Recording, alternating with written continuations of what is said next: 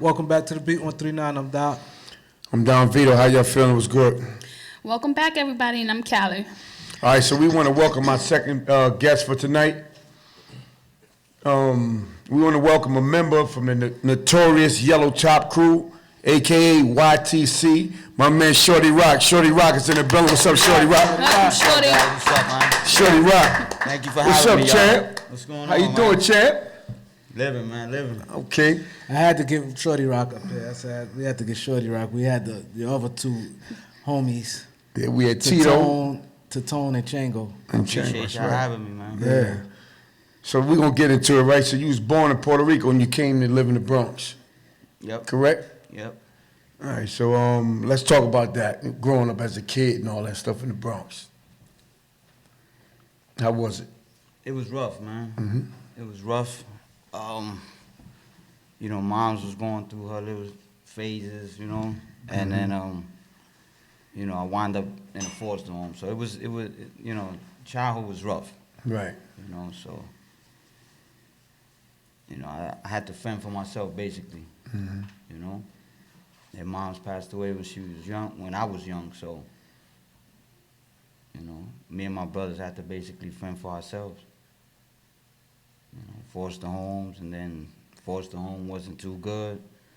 We had to leave and get on our feet on our own, you know, as young as 11 years old. 11 years old, huh? Wow. And when you was in a foster home, was it just you and your brother, or do you have more siblings beside that? Well, she had the lady had a couple other foster kids, you know, but you know, she was rough, man. Right. She was rough, so you know, I ain't like it there. Right. You know, the messed up thing was that my family lived in the same block, Wow. You know what I mean? Wow. and they didn't take us in. That's crazy. You know, On your but- mother's side? Yeah, my On father. on your father's My side? father lived a couple buildings down. Oh, wow. How you felt about that? I mean, I'm trying to forgive him still, you know? Yeah. He chose his girl over his kids It's crazy. because she told him there's no room here for them. She It's controlled either- it. Yeah, basically. She said, there ain't no room here for them. It's either them or me. Wow, I heard that before. So did y'all have a relationship, even though y'all lived in the same block and y'all ain't lived together? But was he still coming through, scooping you up and you know, taking you out and different things like that? Nah. I seen him, you know. That's about it, man. I seen him and he just, you know, he would act like he was the father, you know. He ain't do nothing for me. You know, he ain't take me in. You know, but it is what it is, man. Straight- That made me the man who I am today, man. Yeah, so going through that, growing up as a kid, how did you feel? What did you do after? How did you respond to that? As far as like survival, or you know, I gotta do something. I gotta live. I was rebellious. I was rebellious, you know. And you know, I said to myself, when I have kids, they're not gonna go through what I went through. You know, I was rebellious. You know, I wanted to, you know, do for myself. You know, I said, you know what, I ain't gonna depend on family. I ain't gonna depend on nobody. I'm gonna go out there and get it on my own. And how old were you when you made that decision? I'm about 11, 11. about 11 years old. Okay. So what you mean? You said I'm gonna go out there and get it on my own. Basically, you know, neighborhood drug dealer. I said, what's up to him? I said, yo, I need to get money. Oh, you too young. Here, just take this $20 and go to school. But I wasn't trying to hear that, you know. Foster mother would take the money that she was supposed to have for us, and she would spend it on herself. We had broken down sneakers all the way to the socks was coming out, coming out through the bottom. Yeah. You know, that's when she decided, oh, I got to get you a pair of new sneakers. Wow. You know, Who was older, you or your brother? my brother was older. So he stepped in the streets too? He stepped in the streets before me and wound up getting killed at 15. Wow. At 13, wow. He said 15. Oh, 15. So how that affected you right there, that's when you was like, man, I'm turning all the way up right then, right? Yeah, that's when I said that's it. I'm going straight to the streets. You know, that's it. That was like the beginning of Shorty Roc for real. So how you got the name Shorty Roc? The fellas, you know, Tito, Chang. This still in the Bronx or this in Harlem now? This is in Harlem. Cause when I was with my mother, I was in the Bronx, but then she actually dropped me off to my father, and then that situation happened where his girl said there's no room for it, so he wound up putting me in the lady's house supposedly for just, you know, hold me for a couple of days. A couple of days turned into a couple of years. So I mean to skip over this. So you in the Bronx when your brother got killed? We was in Manhattan. Oh y'all already moved to Manhattan. Yeah. Right? Okay. He got killed in the Bronx, but we was living But y'all in was Manhattan. in Manhattan. Mhm. All right.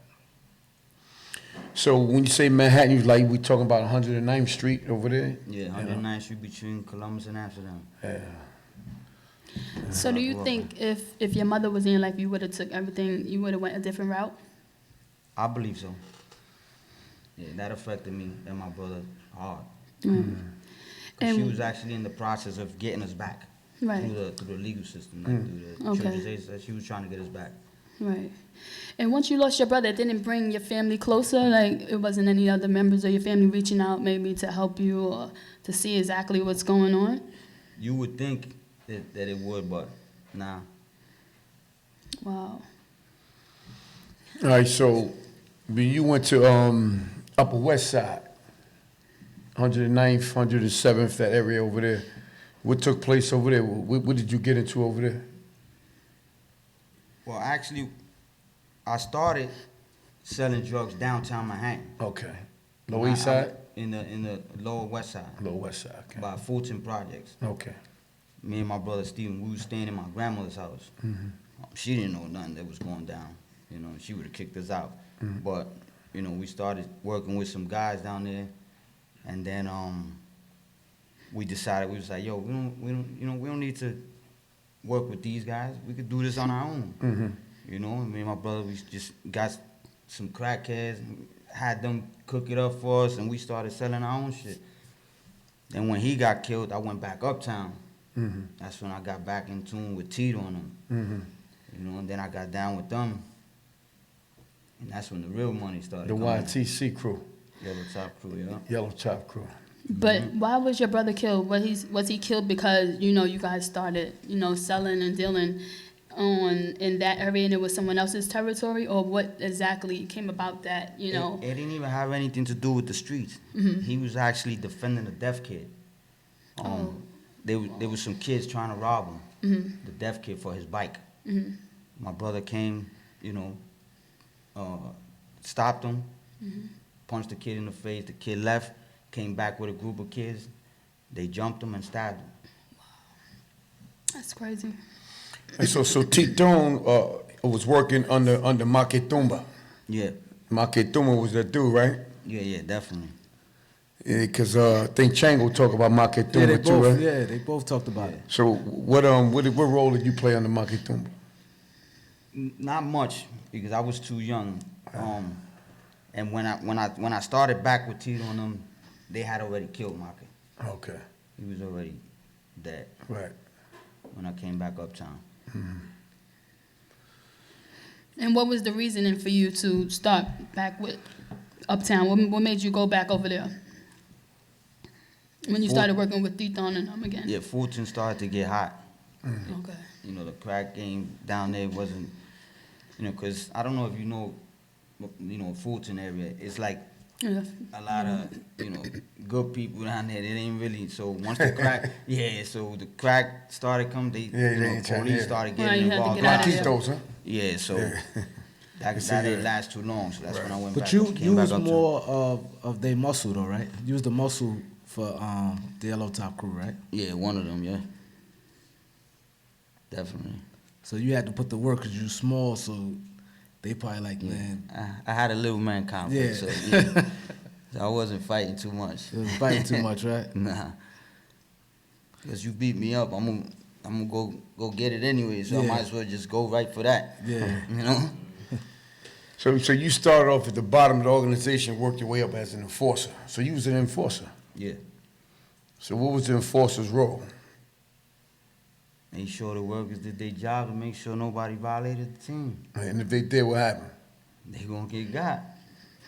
So what get got me, man, for the viewers, Well. man? Tell them it's the Beat 139. We like to tell a real story. You Yeah, can tell them, I man, mean- it's all good. You know, tell them Yeah. what happened. They can read between the lines. They can read. There it is there. You gonna get shot. You gonna get pistol whipped. Mm-hmm.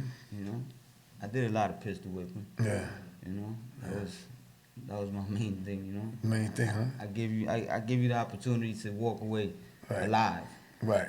But then if you want to stay, then that's on you. There it is. So, but before you became the enforcer, what was you doing prior to that to get that position? I was at the table. I used to bag up. I used to look out. I ain't never been comfortable with being just a worker. Right. You know, I always, I consider myself a boss all the time, even from young. So I didn't really like to be on the table or be in the corner pitching or looking out. So, I worked my way up. I showed them like, yo, I want to be up there with y'all. You know what I mean? I don't want to be down here. You know? Right. So what age was you when you got your first gun? I was probably like 12. Mm-hmm. 12 years old. 12 years old, yeah. So the guy Raymond, he was down with y'all too, right? Which Raymond? Raymond, the one who's The one that got shot? yeah, No, he wasn't down with us. he was cool with y'all, right? Cause I think At one Titon time, said, yeah. at one time, yeah, he was cool with us at one time. Cause I know y'all was going back and forth with the red top, right? Yeah. But the Red Tops was cool with us, man. Jose Louis and them, those was our peoples, man. A lot of people. I think it was the and purple chops that had a problem. Yeah, we had Yeah, the beef purple, with the yeah. purple, Purple chops, chops, yeah. yeah. Purple, yeah. A lot of people, get the stories all fucked up because Yeah. they don't really know. That's why you got to come with your own. You got to bring your own book out, man, and let them hear what it is, you know. Yeah, because Jose Louis and them, they had blamed one of my co-defendants for his murder, but he ain't do it. Mm-hmm. That was our man. Yeah. But the streets, they want to make their own story. They're gonna say what they want to say, Right. So what exactly ended the YTC? A secret indictment. Mm. They was watching us for a few years. And once the murder started dropping, that's when they said, yo, we gotta snatch these kids up out of here, man. There's too much murders going on, too much shooting. Right. Yeah, because I know it was an incident one time, like Gangsta Lou, it was a mistaken identity. He got shot by one of your crew members back in the days. Yeah. It was a mistaken identity over some girl or something, right? Well, yeah, Gangsta Lou just happened to be in the wrong place at the wrong time. Kid from uptown came, he slapped one of our man's sister. We came uptown to look for him. And he happened to be in the wrong place at the wrong time. He got hit. Yeah. So as far as like the money and everything that you was making, do you think it was worth it? Did you save anything? Like, do you have anything to show for it now? Nah. Or you just living the life? Living life right now, yeah. Just living the life, right? So when the indictment came, how many of y'all was on that indictment? It was 42 of us. 42? Damn. What is it, Fed indictment or state The indictment? state. Oh, okay. But when they got I was already locked up when the indictment came out. I was locked up 2 years before them. But you did like 15, 16 years, right? Yeah, 15 years. So out of the 42 of you guys, how many people did time like yourself? With that Pacific indictment? As far as what, like 15 years and stuff, Mhm. I was a handful. So Not out of too the many. 42, maybe just like 5 of you and they let everybody else go? Well, not let them go, but they Gave them like a little bit of time, not much.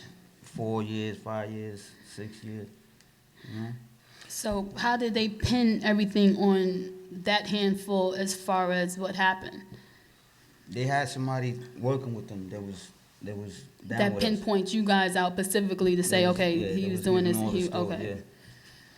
yeah. How was your time inside? It was rough because I did it by myself. No family, no friends. I had to fend for myself, you know. Rob, extort, whatever I had to do, but I was gonna live, you know. Yeah.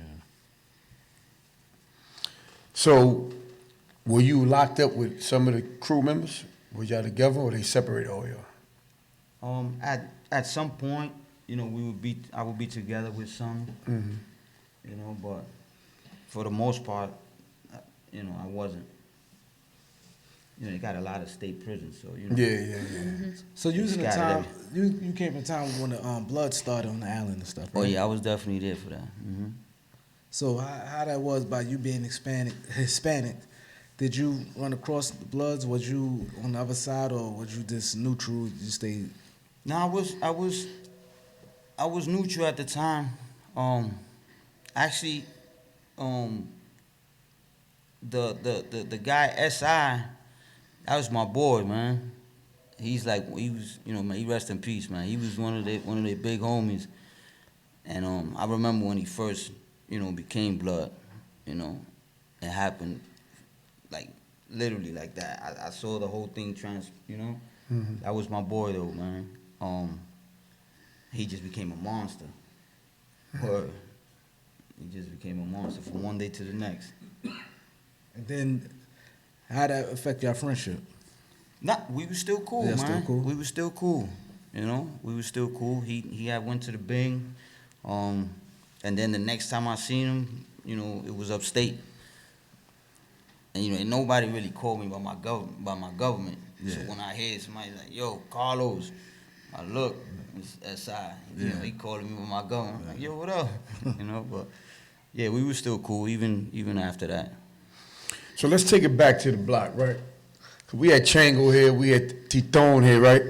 And y'all was getting money, man. You know, y'all was getting money. Y'all had the cars, y'all had the girls.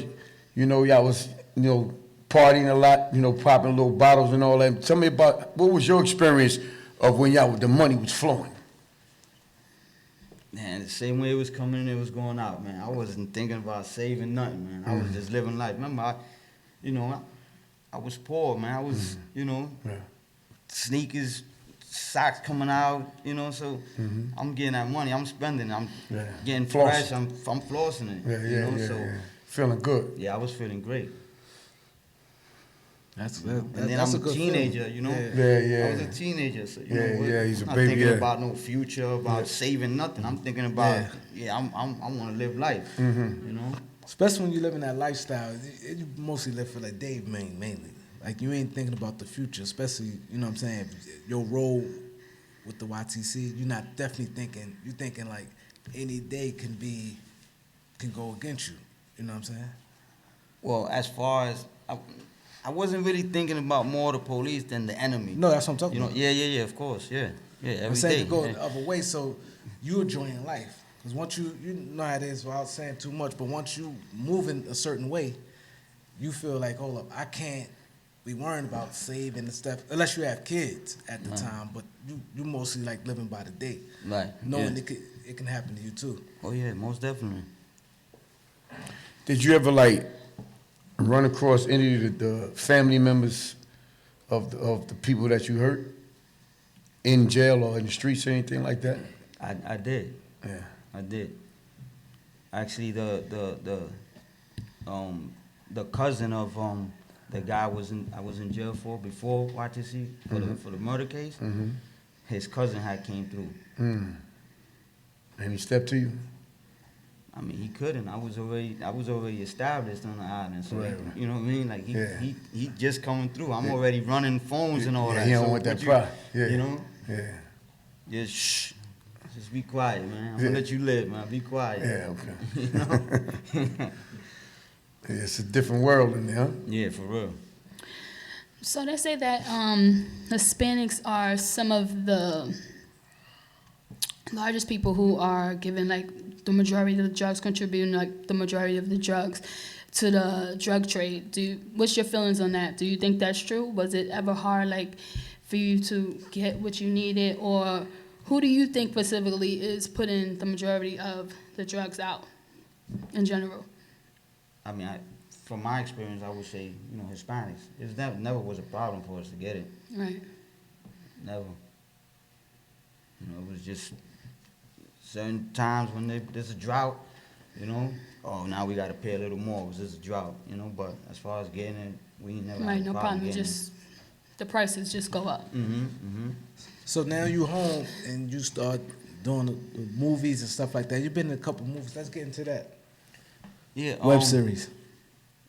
Yeah. My boy Inch.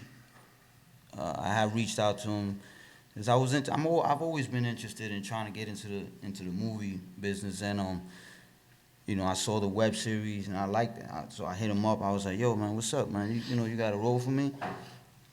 And he was like, "Yeah, come down and we'll talk." And then I started playing, and then unfortunately somebody from the cast actually really got killed in real life, so they kind of like stopped recording.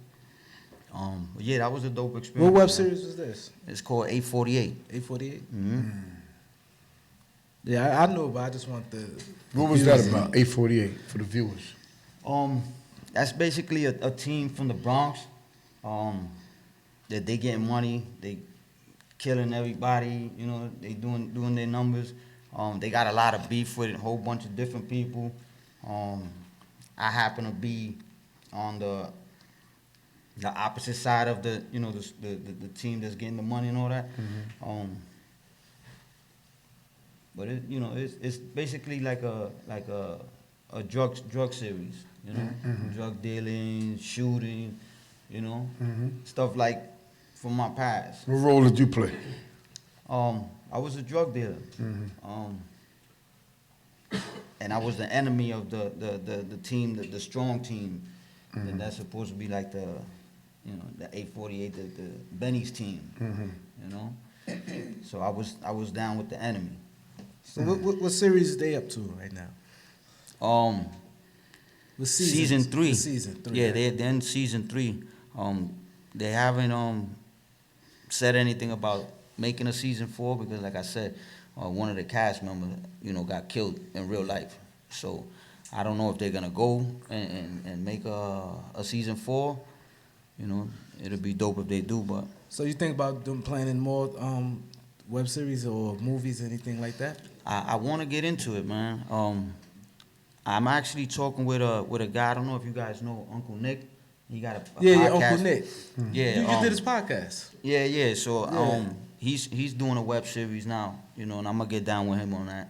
Okay, his should be good. Yeah. He got a hell of a mind. Yeah. What his web series gonna be about? Really, he's saying something about like polo.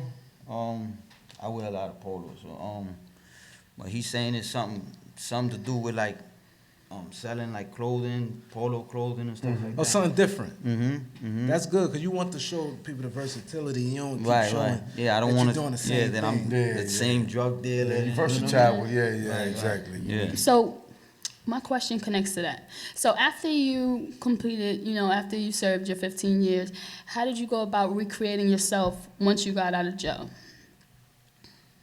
It was hard. It was really hard because Right. I'm all I know is the streets. Right.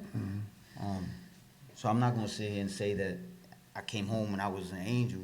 Right, step by step, of course. I went back to to what I knew.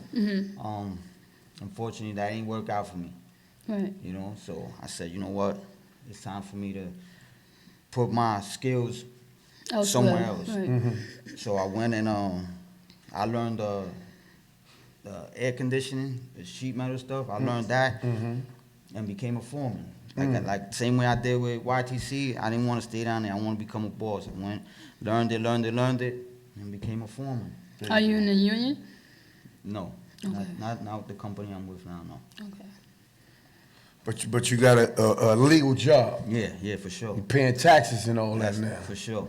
You don't grew up, what I'm saying, and trying to, showing that you know, it's time to straighten up and get things in order, because the old life ain't working no more. Nah, definitely. Especially the way the streets is designed right now. You know, When I ain't no more codes in the streets. Oh no, hell no. That's a wrap. Yeah. When I went back in, man, I was kicking myself in the ass like this and downstate, like, I can't believe I'm back in here, man. I mean, thank God it was just, you know, a little bullshit, you know, but How much time did you have I wound when you go back? up getting 18 months. 18 months. And I was like, yo. Time But to take. I was on parole How long were you out before you went back in? 5 years. Okay. It's not a nice little scratch. I heard it's supposed to be a YTC movie. Is that true? Yeah, we got the script. We got the script done. And you know, we waiting. We pitching it. You know, we pitching it. We trying to see who grab it. You know. Oh, y'all And y'all not doing it yourself. Y'all trying to we get actually- somebody to we- put something. We started doing it ourselves. But it is